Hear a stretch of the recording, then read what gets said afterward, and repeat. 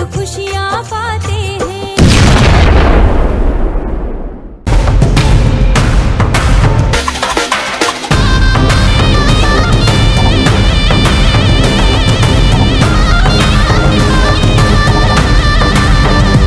कहते हैं कि अगर आज का जमाना होता और दशरथ जी आज के जमाने में होते और कहते 14 बरस का वनवास, लड़का कहता बस हाई कोर्ट खुलने दो, सुबह सुबह जाके स्टे लेके आऊंगा। ठीक है, आज का जमाना अलग है, आज का जमाना अलग है।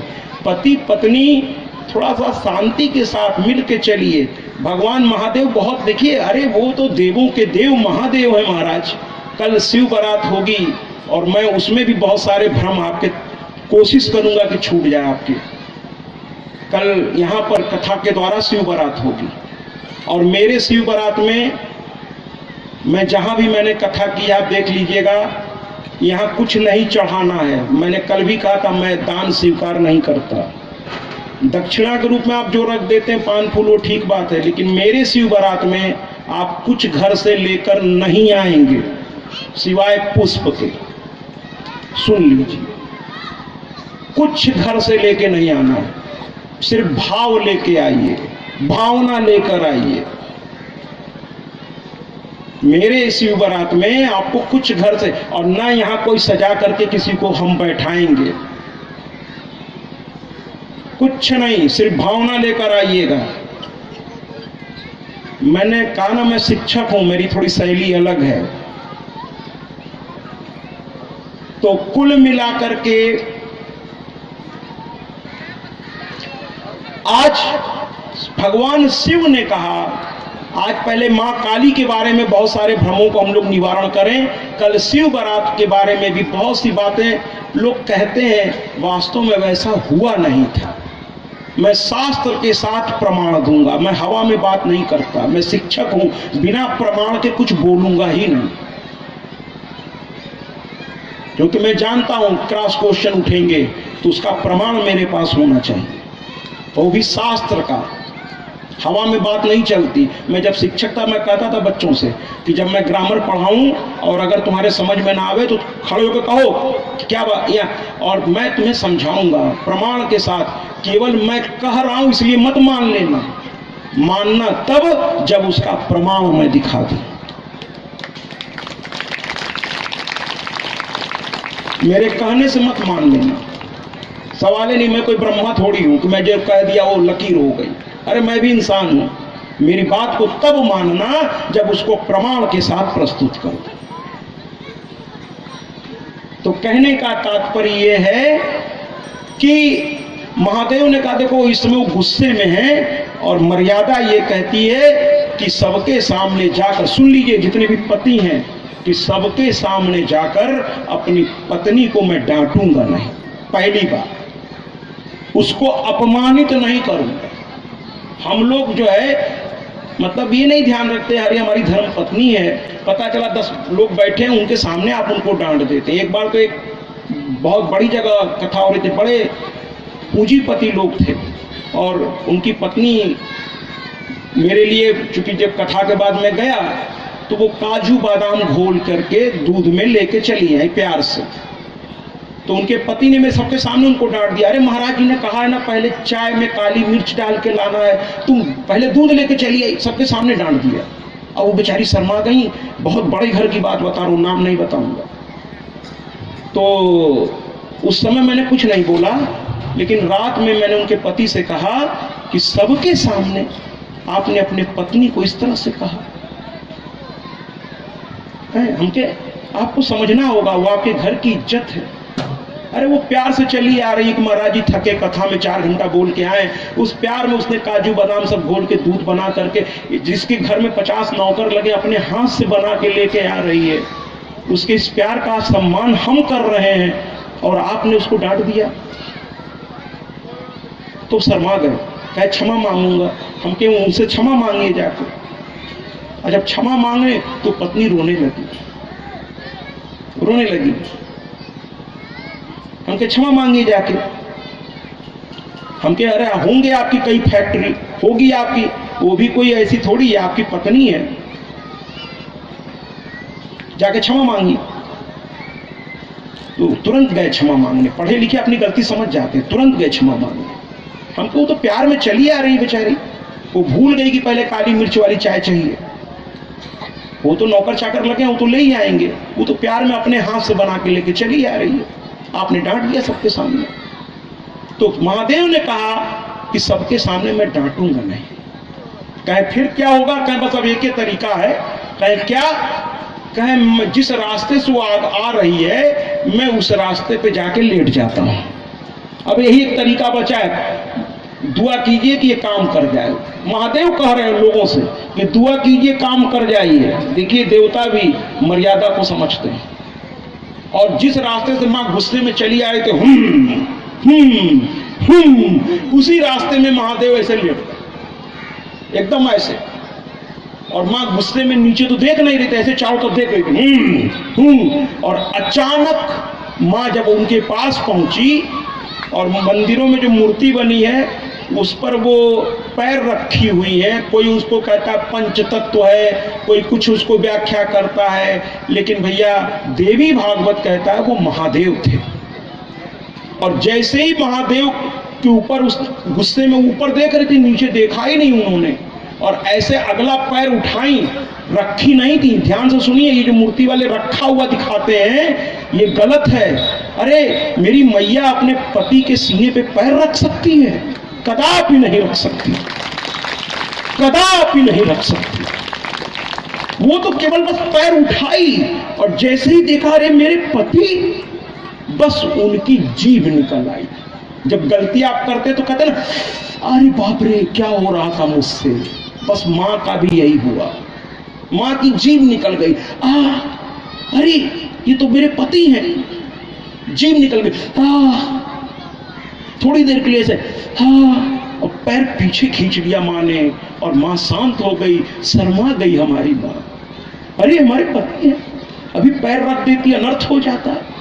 माँ का गुस्सा गायब हो गया, माँ शर्मा गई। अरे मेरे पति हैं, इनके ऊपर मेरा पैर पड़ जाता। ऐसी है मेरी माँ। बस उतने समय के लिए उनकी जीभ निकली थी।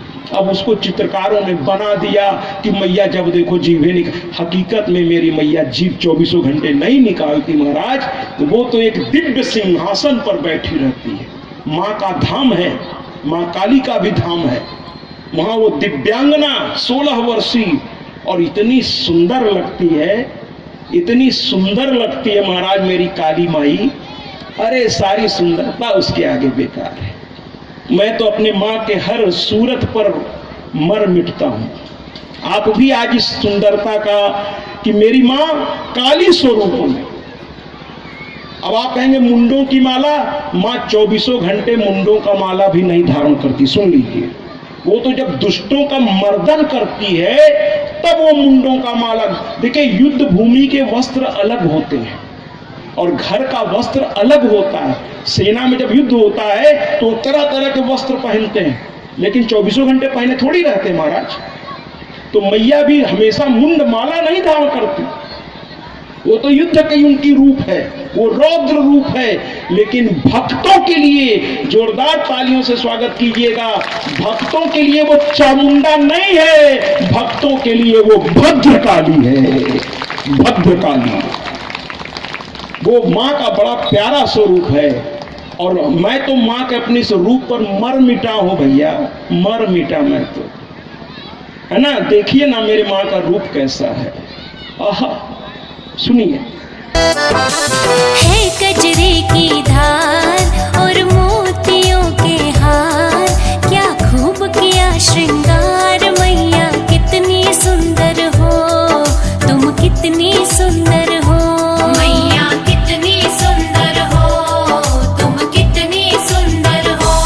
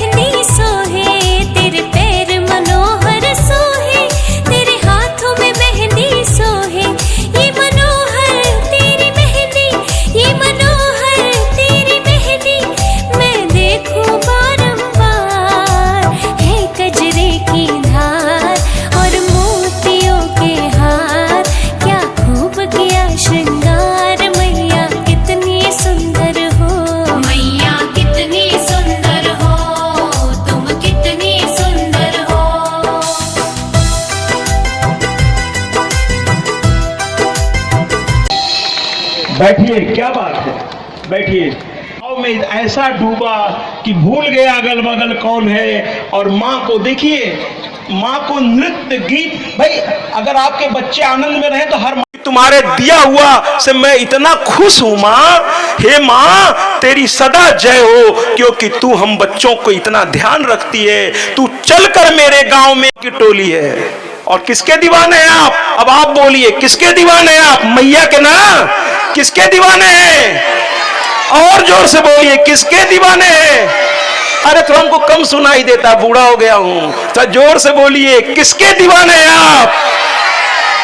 हाँ, मैया के कथा को हम आगे बढ़ाते हैं। शुंभ निशुंभ को मारने के लिए मैया चल पड़ी। अब की बार मैया वहां नहीं रुकी। महिषासुर में मैया जहां प्रकट हुई वहीं रुक गई, वहीं सब शत्रु आए और वहीं सबका वध हुआ। अब की बार मैया थोड़ा खेल करने के मूड में थी। मैया ने कहा नहीं नहीं, अब की बार घर में घुस के मारेंगे, कभी कभी ये भी जरूरी होता है। मैया ने कहा नहीं, अब की शुंभ निशुंभ के घर में घुस के मारेंगे। मैया ने कहा ना ना, अब यहाँ युद्ध नहीं होगा, युद्ध होगा उसके घर में। कभी कभी दुष्ट आदमी को उसके घर में घुस के उसको समझाना पड़ता है।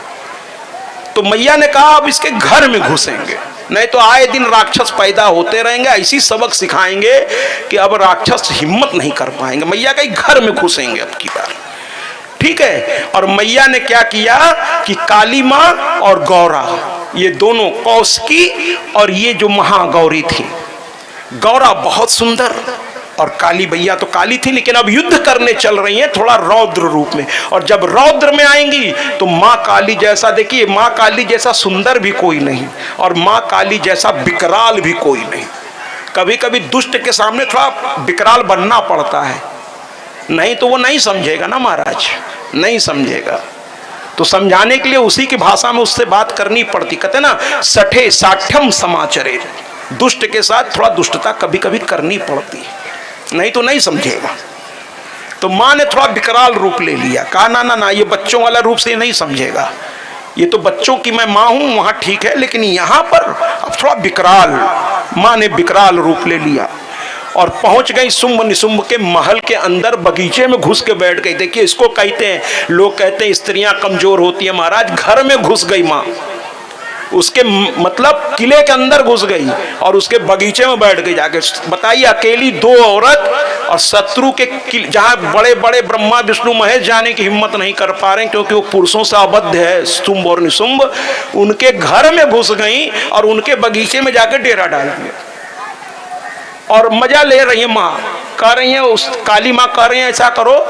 कहते हैं ना, जब आप लोग इकट्ठे होते हैं, अब तो ये सब रहा ही नहीं, अब तो जिसको देखिए मोबाइल में, वरना पहले लोग इकट्ठे होते थे खाना वाना खाने के बाद, तो सब लोग कहते थे कि शुरू करो अंताक्षरी लेकर हरि का नाम, समय बिताने के लिए करना है कुछ काम। तो यहाँ काली मैया सखी से कह रही हैं, अभी फिर से नॉर्मल हो गई, कह रही हैं ए गौरा गौरा, तो अब सखी सखी हैं, औरतें भी सखी सखी हैं। अरे माताएं जब मंदिर वंदिर में एक साथ इकट्ठा होती है तो एक तो ढोलक ले लेती हैं, एक तो चम्मच ले लेती हैं, और उस ढोलक का चम्मच से ऐसा गाना बजा बजा के गाती हैं कि बड़े बड़े ऑर्केस्ट्रा वाले ना बजा पावे। ये और बात है कि गाना कोई भी हो, ढोलक उसी तरह बजता है, धप धप धाए धाए, धप धप धाए धाए, है ना, सुर लय सब ऐसे ही चलता है। तो कुल मिलाकर के महाराज यहाँ मैया जो है कह लगी कुछ गाओ, गौरा से कह रही है। तो गौरा ने कहा गाएं। अब देखिए ये माँ ही कर सकती है कि युद्ध भूमि में भी ये माँ कर सकती है कि गा रही है, उसको कोई चिंता ही नहीं है। माँ करी गाओ, कह गाएं, कहा गाओ। माँ ने गाना शुरू कर दिया। औरतें गीत तो बहुत गाती हैं, माँ भी गाना शुरू कर दी और इतना मीठा गाती थी मेरी मैया कि जो जहां था वहीं रुक गया। संत तो शंख बजाने लगे, अरे मैया गा रही है, शंख बजाने लगे, संत जयकारा करने लगे, जैसे भी हम लोग माँ का जयकारा कर रहे थे, संत जयकारा करने लगे, कहने लगे मैया गा रही है। और महाराज क्या दृश्य था, मैया गाए जा रही है, पानी गंगा नदी ठहर गई, सुनने के लिए बहना छोड़ दी, यमुना बहना छोड़ दी, पक्षी बैठ गए, हवाएं शांत, सब माँ को सुन रहे हैं। उसी में शुंभ निशुंभ को भी सुनाई दिया महाराज। शुंभ निशुंभ ने कहा, अरे इतना मीठा आवाज किसका है ये? उन्होंने सुग्रीव नाम के एक दूत को बुलाया, कहा जाओ पता करो जिसकी आवाज इतनी मीठी है वो खुद कितनी सुंदर होगी। कहे अगर सुंदर हो तो उसको कहना कि मेरी रानी आकर, देखिए राक्षसों में ये ना कहते मेरी रानी बन जाओ, माने उनको मां नहीं दिख रही है, रानी बन जाओ। तो कुल मिलाकर के यहां पर सुग्रीव को भेजा शुंभ ने, जाओ देखो तो इतनी मीठी आवाज, और अगर सुंदर हो तो समझा बुझा के लिवाओ। तो सुग्रीव कहा, अरे महाराज चिंता मत करिए, अभी हम जाते हैं। और कहते हैं ना महाराज, चाय से ज्यादा केतली गर्म होती है, चाय से ज्यादा केतली गर्म होती है। आप किसी अधिकारी से मिलने जाइए, किसी बड़े आदमी से मिलने जाइए, तो वो तो बेचारा विनम्र आपको मिलेगा, लेकिन उनके आसपास के लोग थोड़ा ज्यादा ही उसमें रहते हैं। तो यहाँ भी सिचुएशन कुछ वैसी ही है। जो बड़ा होता है ना, बड़े पदों पर होता है, उसमें विनम्रता होती है महाराज, तभी तो वो पहुंचता है उस तक। तो कहने का मतलब ये है कि सुग्रीव थोड़ा पूरे ताव में आया और आकर कहता है, ए सुनो, तुम में से कौन गा रहा था? मैया ने कहा, अच्छा ऐसे बोलोगे, माने हमसे ऐसे बोलोगे? ब्रह्मा विष्णु महेश भी मेरे सामने नजर झुका के प्रणाम करके बात शुरू करते हैं, अब मुझसे ऐसे बात करोगे तुम? लेकिन माँ ने मुंह से कुछ नहीं कहा। कहा अच्छा अच्छा क्या बात है बताओ। कह नहीं, गा कौन रहा था? माँ ने कहा हम ही गा रहे थे। तो कहता है, अरे आप तो बड़ी सुंदर है, हमारे महाराज आपको खोज रहे हैं। कहे अच्छा महाराज खोज रहे हैं, चलो, लेकिन क्यों खोज रहे हैं, मेरा क्या करेंगे वो? कहे कुछ नहीं करेंगे। क्या ऐसा है कि आप चलो, है ना, महाराज आपसे विवाह करेंगे और महाराज के पास इस समय दुनिया की सब कुछ है, आप इतनी सुंदर हैं, आपको हर सुविधा मिलेगी महाराज के पास, आप जिसके योग्य हैं उससे भी ज्यादा मिलेगी। देखिए दुष्ट आदमी को कैसे कैसी बात कर रहा है, वो भी जगदम्बा से, जगत जननी से, भवानी से, महारानी से। अरे जो आदि अनादि अनामय, अविचल अविनाशी, अमल अनंत गोचर, अज आनंद राशि, ऐसी मेरी मैया से। ये ऐसा मूर्ख कहता है तुमको वो मिलेगा। अरे मैया को क्या तुम दोगे भैया? मैया के पैर के नाखून के कोने में सारा सौंदर्य पड़ा हुआ, तुम मैया को क्या दे दो? मैया ने कहा अच्छा अच्छा आपके महाराज हमको सब कुछ दे देंगे। कहे और क्या चाहिए आपको बताइए। भाई एक लड़की को अपने दूल्हे में क्या चाहिए? उसके पास धन हो, जन हो, प्रतिष्ठा हो समाज में, वो सब तो है उनके पास, और क्या चाहिए आपको? माँ ने कहा अच्छा अच्छा अच्छा ये चक्कर है, तो विवाह करना चाहते तुम्हारे राजा। देखिए महिषासुर में माँ कह रही थी मैं विवाह नहीं करना चाहती, शुंभ निशुंभ में माँ मजाक थोड़ा आनंद ले रही है माँ इन मूर्खों का। माँ कह रही अच्छा अच्छा विवाह करना है? कहे हाँ हाँ। कहे मुझसे? कहे हाँ हाँ। तो कहता है, कहती माँ देखो भैया एक समस्या है इसमें। कहे क्या? कहे हमारी मूर्खता देखो। अब माँ देखिए आनंद ले रही है, थोड़ा खेल रही है इनसे, कह रही हमसे एक मूर्खता हो गई है। तो कहें बताइए बताइए, महाराज के लिए कुछ मुश्किल नहीं है, कुछ भी गलती अगर आपसे की हुआ होगा तो महाराज सब संभाल लेंगे, आप उनकी बस पत्नी बन जाइए। कहें नहीं वो तो ठीक है, लेकिन एक गलती हमसे बचपन में हो गई है। कहें क्या हो गई गलती? कहें सखियों के साथ खेल रहे थे तो हम थोड़ा बड़बोले हैं। माने से देखिए अपने आप को मजाक में कहा हम थोड़ा बड़बोले हैं। कुछ लोग होते हैं ना बड़बोले होते हैं, बड़ी बड़ी बात बोल जाते हैं। तो माँ कही हम थोड़ा बड़बोले हैं, सखियों से मैंने कह दिया कि मुझसे वही विवाह करेगा जो मुझे युद्ध में हरा देगा। यही एक समस्या है। तू हंसने लगा सुग्रीव, बड़ी जोर से हंसा। कहे